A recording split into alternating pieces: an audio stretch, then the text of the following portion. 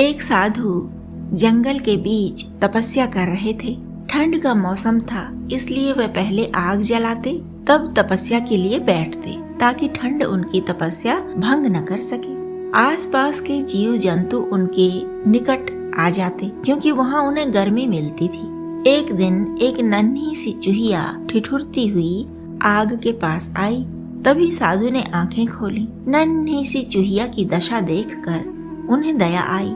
उन्होंने मंत्र बल से उसे कन्या बना दिया। फिर वे उस नन्ही कन्या का पालन पोषण करने लगे।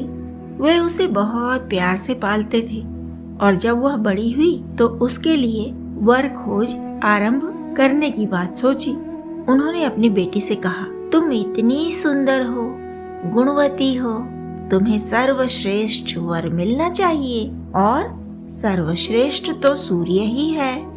बेटी बोली, नहीं बाबा, वह तो बहुत गर्म है, मुझे ऐसा वर नहीं चाहिए। तब तपस्वी ने सूरज से कहा, मैं अपनी बेटी का विवाह आपसे करना चाहता था, क्योंकि आप सर्वश्रेष्ठ हैं। पर मेरी बेटी कहती है आप बहुत गर्म हैं, इसलिए आपसे विवाह नहीं करेगी। सूरज ने कहा, मुझसे श्रेष्ठ तो बादल है, वह कहीं भी कभी भी मेरे प्रकाश को और गर्मी को रोक देता है। तपस्वी ने अपनी बेटी से कहा, तुम्हारा विवाह बादल से कर देते हैं, वह तो सूर्य की गर्मी को भी रोक देता है। बेटी बोली, नहीं नहीं, वह तो कहीं भी बरसेगा और लापता हो जाएगा, मुझे ऐसा वर नहीं चाहिए। तपस्वी ने अपनी समस्या बादल को कह सुनाई। बादल ने कहा, मुझसे श्रेष्ठ तो पवन है। पवन जब चाहे जहाँ चाहे मुझे उड़ा ले जाता है। तुम अपनी बेटी का विवाह उससे करो ना। पर जिसकी शादी होनी थी उसने पवन को भी नापसंद कर दिया।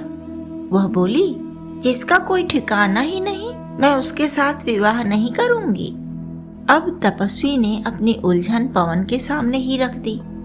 पवन ने कहा, अरे मैं कोई श्रेष्ठ नहीं हूँ, मुझसे श्रेष्ठ तो पहाड़ है।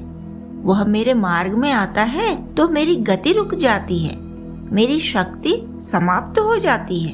तब तपस्वी ने अपनी कन्या से कहा कि तुम्हारी शादी पहाड़ के साथ कर देते हैं। कन्या ने नाक सिकोड़कर कहा, अरे जो चल फिर नहीं सकता उसके साथ तो मैं पत्थर हो जाऊंगी, मुझे ऐसा जीवन नहीं चाहिए। तपस्वी ने पहाड़ के सामने अपना रोना रोया कि ऐसी बेटी है जिसे कोई वर पसंद ही नहीं आता, आप जैसे उच्च कोटि के वर को भी ना कह रही है। पहाड़ ने कहा, बाबा मैं बड़ा दिखता हूँ, पर मैं न बड़ा हूँ न श्रेष्ठ। मुझसे बड़ा तो चूहा है जो मुझे जहाँ से चाहे खोद देता है।